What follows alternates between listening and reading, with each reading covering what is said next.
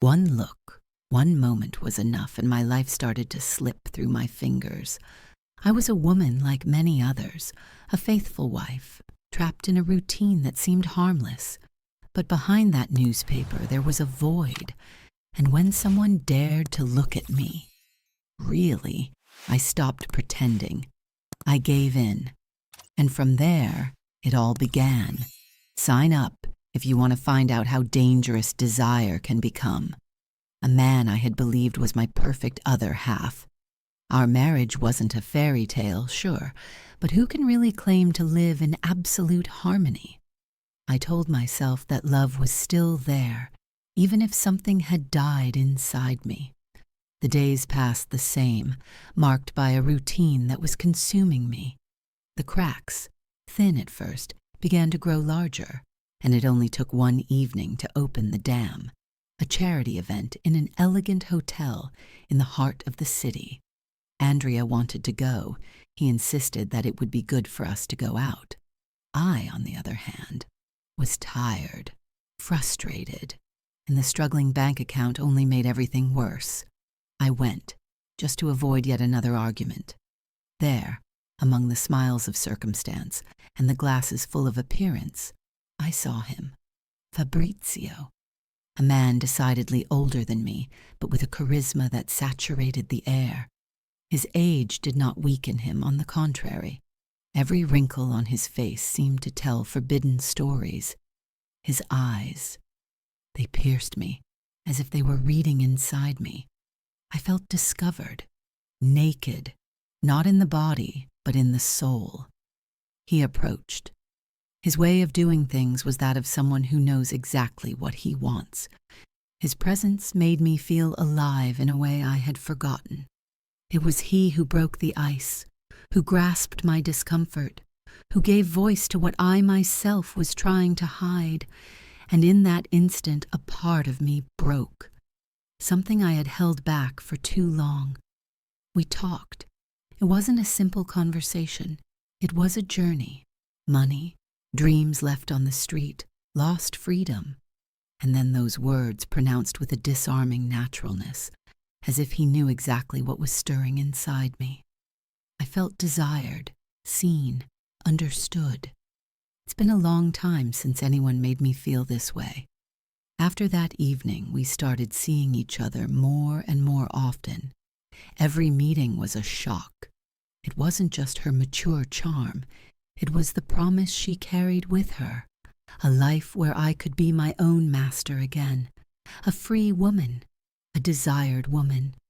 Fabrizio didn't just offer me attention, he put me in front of an alternative. And the more time passed, the more my resistance crumbled. Andrea was there, next to me, but I felt I belonged to another world, a world where I was seen, where I was desired without filters.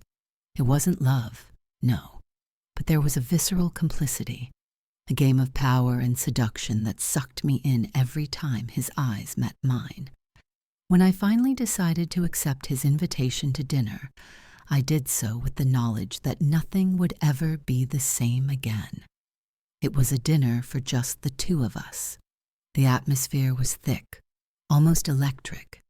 Every gesture had a meaning, every look, a subtext.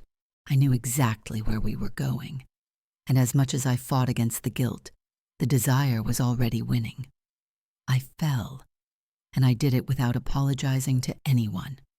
I returned home with my heart in turmoil and my body still warm from that transgression. A sense of guilt scratched me inside, but at the same time, I felt alive, dangerously alive. The next few weeks were a whirlwind. Every time Andrea left for work, my mind raced to Fabrizio, to his hands, to his promises, to that forbidden world that I had just begun to savor.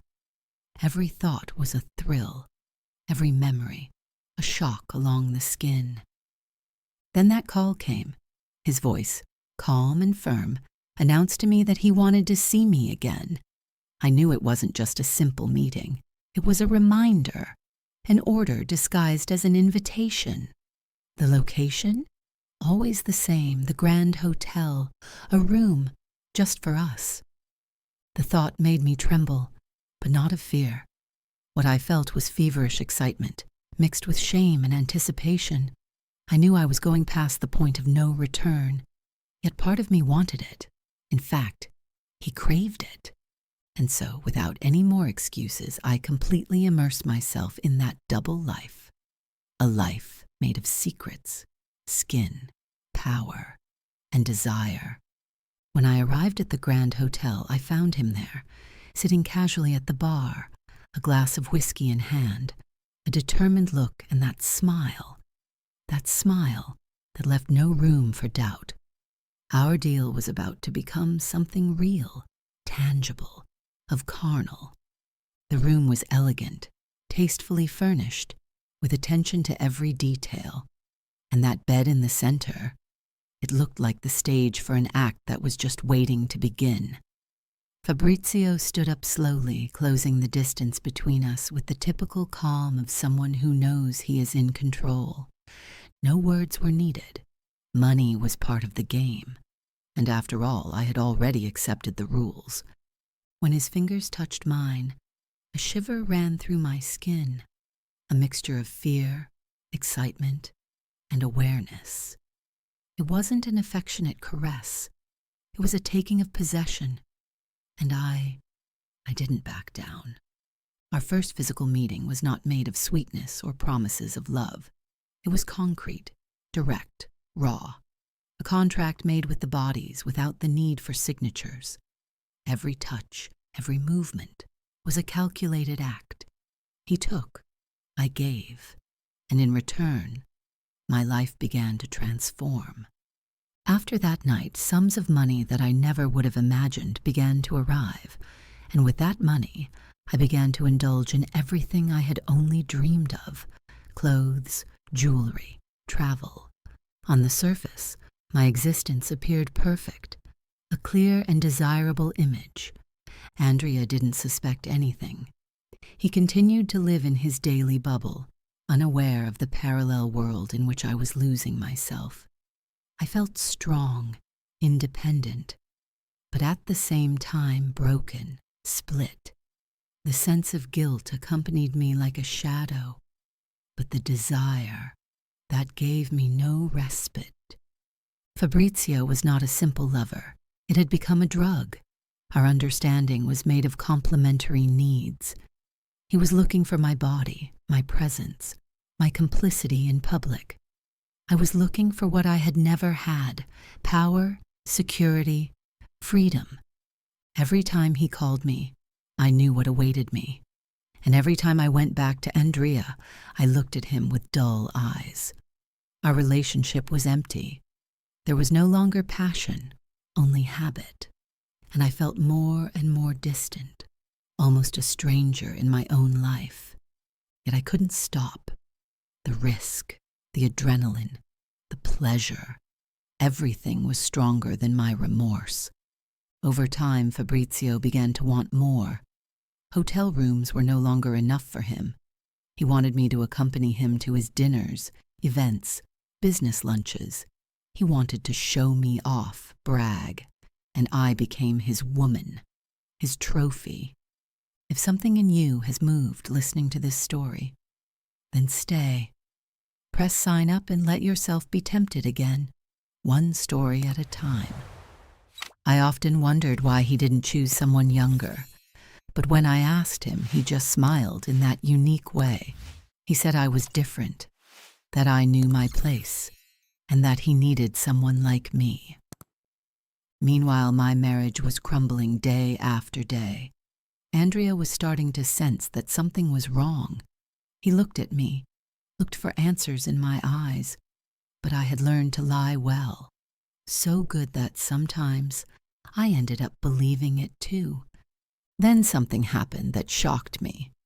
During one of our exclusive lunches, between the scent of wine and the velvety touch of fine tablecloths, Fabrizio made me a proposal that hit me in the stomach like a well-aimed punch. He asked me to leave Andrea, to live with him, to have it all, without any more compromises. I remained silent, My heart was hammering in my chest. It wasn't just a practical choice. It was a watershed, the beginning of a new life or the end of everything I had been. The weeks that followed were emotional hell, torn between the desire to escape with Fabrizio and the melancholy tenderness towards Andrea. Part of me longed for the freedom that man promised me. The other remained attached to the past, to what I had built with my husband. I didn't sleep for days. I didn't know what was right. Fabrizio had stopped insisting, as if he was certain that in the end I would give in, and perhaps I knew it too. But there was a knot I couldn't untie. Andrea wasn't just my husband. He had been my companion, my refuge in the darkest moments. He had loved me even when I was hard to love, and even though there was now a distance between us, that bond still existed. Leaving him would have been like betraying not only him, but also the woman I had been. One day, while we were together, he took my hand. His eyes searched mine. He didn't say much, but in that look there was all his confusion, his sweetness, his hope. I felt the weight of my lies weighing me down. Every time I accepted Fabrizio's money, every time I let him caress me, I felt that something in me was extinguished. I was too deep into that parallel life to get out without consequences. But something inside me began to creak. The turning point came almost by chance, an evening like many others. Fabrizio had asked me to accompany him to an important event. I dressed in one of the dresses he had given me, luxurious, provocative. I walked beside him. I felt his eyes on me, proud. But as I sipped the champagne, I overheard a conversation. The words said by Fabrizio to one of his friends, those words dug inside me, like a blade. And there, in the midst of luxury and appearance, something broke in me. I heard them talking while I sipped the champagne. They laughed as if I wasn't there, as if I were invisible, or worse, as if I were a trophy, an achievement to show off. His friend's words pierced me, and that pleased laugh from Fabrizio, it shattered all my illusions. At that precise moment I understood. I had never been special, not for him. I was nothing more than an expensive ornament, a useful accessory to his image. Everything he had given me, the gifts, the promises, the money, were nothing more than tools to possess me. He had used me, and I, blinded by a need I didn't even know I had allowed him to do it.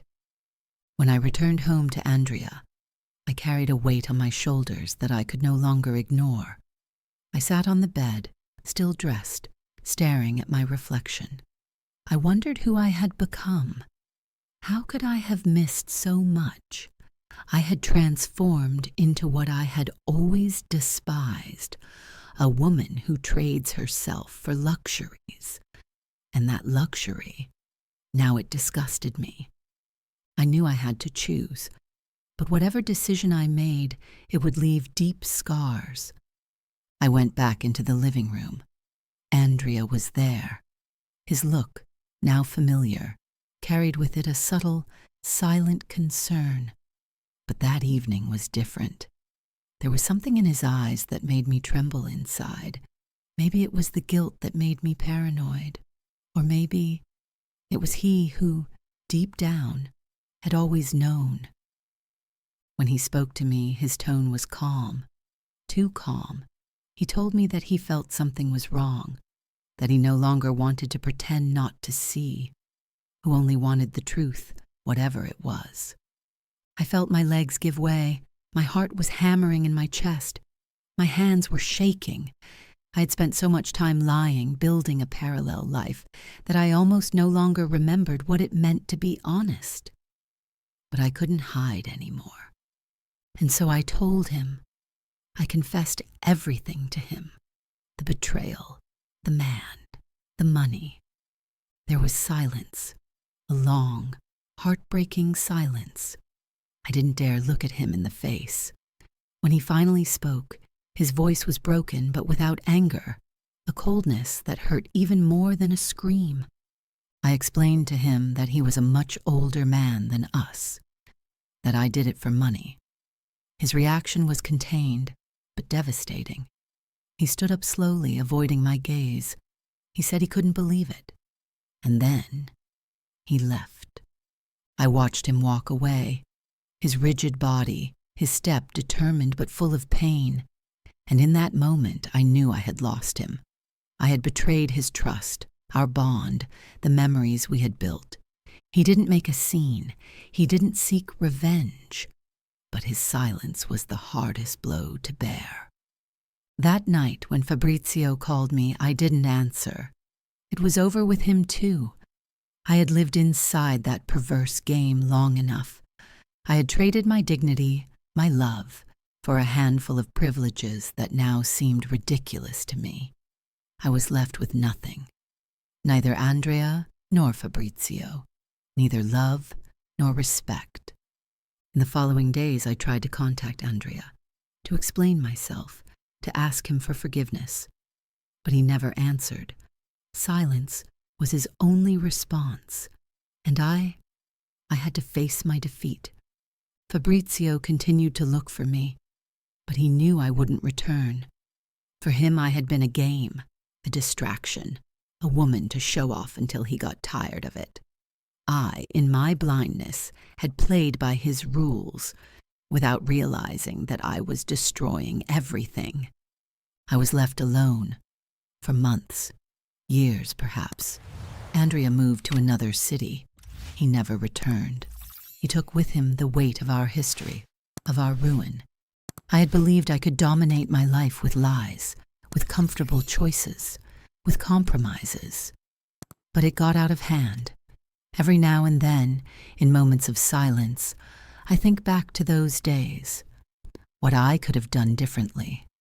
Now I no longer have Fabrizio's money, nor Andrea's love, but I have something that I lacked before, awareness, a bitter but real truth. I know who I am, I know what I lost, and I know that some scars don't go away. They stay there, to remind you of the price of bad choices. If you want to receive new videos of the series, write "I want the sequel" in the comments. If you liked the video, leave a like and subscribe to the channel to receive a preview of future publications. Thank you